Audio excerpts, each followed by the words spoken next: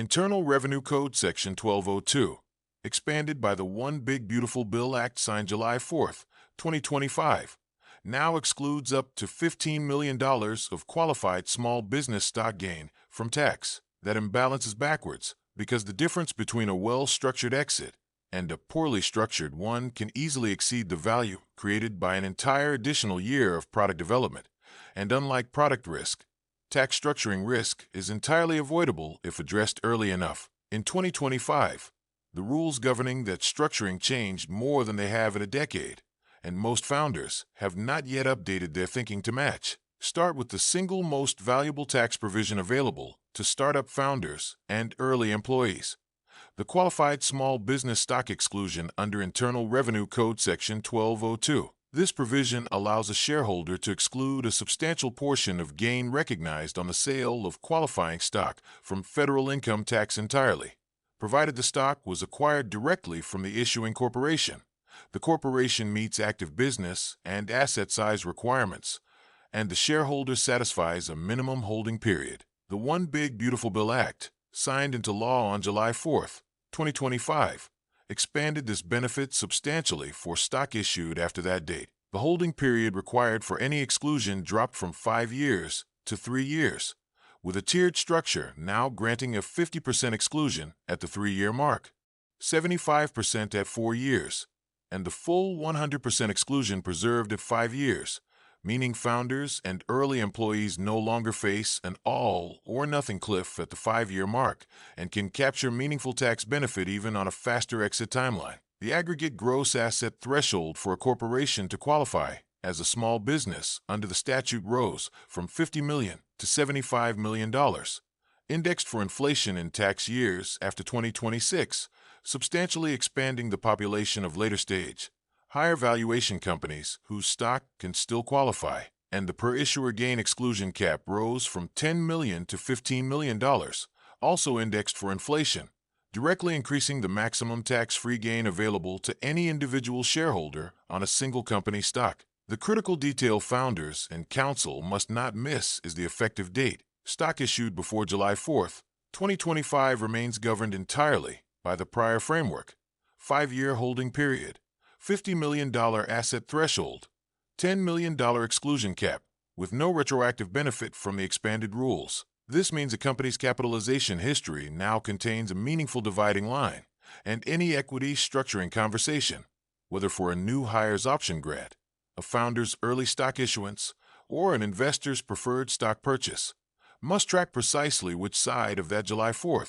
2025 line the relevant stock issuance falls on. A due diligence process or a tax planning exercise that treats all QSBS-eligible stock as governed by a single uniform rule will materially misstate the tax benefit available to specific shareholders holding stock issued at different points in the company's history. Layered underneath the Section 1202 analysis is a far more mundane but equally consequential filing requirement: the Section 83B election. When a founder or early employee receives restricted stock subject to vesting,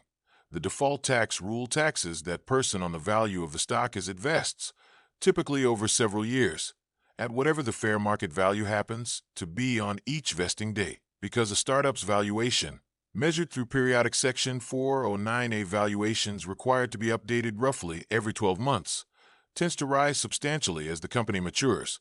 the default rule can produce a large and growing tax bill precisely as vesting occurs, often without any corresponding cash liquidity to pay it, since the stock itself is usually illiquid until a sale or public offering. A Section 83B election allows the recipient to instead elect immediate taxation on the grant date fair market value, typically nominal for an early-stage company, converting all future appreciation into capital gain taxed only upon an eventual sale rather than ordinary income taxed as each tranche vests. The filing deadline for this election is absolute and unforgiving: 30 days from the grant date, with no extensions and no cure for a late filing under long-standing Internal Revenue Service practice. A missed deadline is not merely a paperwork error. It permanently forecloses the tax benefit for that specific stock grant, with no mechanism to file late or seek relief after the fact. The Internal Revenue Service began accepting electronic filing of certain Section 83(b) elections in June 2025, which meaningfully reduces the mechanical friction of preparing and submitting the election, but does nothing to extend the underlying 30-day statutory window. And founders who assume electronic filing gives them more flexibility on timing are making an assumption the statute does not support. On the exit side of the life cycle, Delaware's Corwin cleansing doctrine remains the dominant force determining whether a completed merger can be challenged after the fact for breach of fiduciary duty. Under Corwin, when a merger is approved by a fully informed and uncoerced vote of disinterested stockholders and no conflicted controller is present,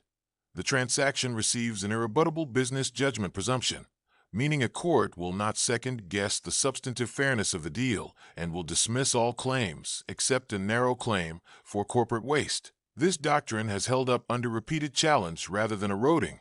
and the Delaware Supreme Court's February 3,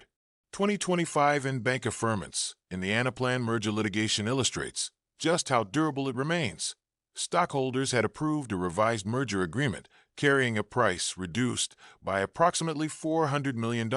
from the original deal terms, and the court held that Corwin still applied to dismiss the resulting fiduciary duty claims because the reduced price vote itself was fully informed and uncoerced, regardless of how much value the price reduction had erased relative to the original announced transaction. For founders and boards approaching an eventual sale, the practical lesson from Anaplan and the broader body of case law applying Corwin is that disclosure quality, not deal price, is what actually determines litigation exposure after closing. A board that ensures its proxy statement or information statement fully and accurately discloses every material fact relevant to a stockholder's voting decision, including any late developments that affect price or deal terms, materially reduces the company's and its directors' exposure to post-closing litigation, even if the ultimate price a stockholder receives is lower than initially hoped. Boards that instead focus their diligence attention primarily on maximizing price, while treating disclosure as a secondary, largely administrative task, are misallocating their limited pre-closing attention relative to where the actual post-closing litigation risk lies. Here is the unexpected implication for founders negotiating the actual structure of a sale: the tax treatment of earnout payments and rollover equity. Common features of middle market and growth stage acquisitions, where the buyer wants to retain founder or executive talent post-closing, depends heavily on how the payments are structured relative to continued employment. Earnout payments actually tied to objective business performance metrics, revenue targets, product milestones, customer retention benchmarks, are generally treated as additional purchase price and taxed at capital gains rates. Earnout payments that are instead conditioned on the seller's continued employment, even if nominally described as tied to business performance, risk being recharacterized by the Internal Revenue Service as compensation for services, taxed at considerably higher ordinary income rates and subject to payroll tax, withholding that purchase price consideration is not. The same drafting distinction determines whether rollover equity, ownership interests in the acquiring entity that a seller retains rather than cashes out, achieves true tax deferral. Rollover into a partnership interest is governed by Internal Revenue Code Section 721 and rollover into corporate stock by Section 351, and the deferral benefit under either section depends on the transaction being properly structured and papered before closing, not characterized retroactively after the deal has already closed on different terms. Section 409A valuations sit quietly underneath both the equity compensation and the eventual exit analysis, and their accuracy matters more than most founders appreciate until something goes wrong. A 409A valuation establishes the fair market value used to price option grants and to determine the taxable value at the moment a Section 83(b)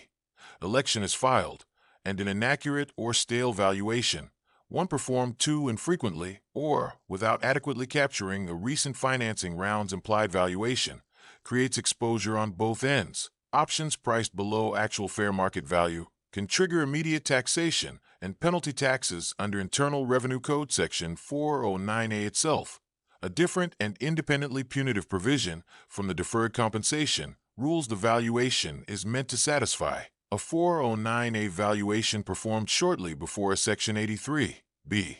election is filed using a defensible and independently supported methodology, is therefore not a mere compliance formality. It is the evidentiary foundation for the entire tax position the election is designed to lock in. Companies planning toward an exit should also recognize that Corwin's protective force is not automatic and depends entirely on execution quality at the moment of the stockholder vote. The doctrine offers no protection where a controlling stockholder is on both sides of the transaction, where the disclosure record omits material information a reasonable stockholder would want before voting, or where the structure of the vote itself is coercive rather than a genuine free choice. Boards that assume Corwin will insulate any negotiated merger regardless of process quality are relying on a doctrine that specifically punishes the assumption. The cases in which Corwin has failed to shield a board from liability consistently involve a disclosure or coercion defect that could have been avoided with more careful process, not a doctrinal retreat from Corwin itself. Founders negotiating exit terms often focus their attention on the headline purchase price and treat the earn-out mechanics and rollover structure as details for the lawyers to sort out later. That instinct gets the priority backwards for exactly the same reason the QSBS effective date and the Section 83B filing deadline matter more than most founders initially assume. The difference between capital gains treatment and ordinary income treatment on a meaningful earn-out or rollover position can easily exceed the value of the last several percentage points of purchase price negotiation. And unlike purchase price, tax structure is something the company and its counsel can control entirely through how the deal is papered, provided that structuring work happens before signing rather than after. Interested in analysis about the intersection of corporate law, securities regulation, tech, artificial intelligence, public policy, and the law? Check out my Substack channel, https://theinnovationattorney.substack.com.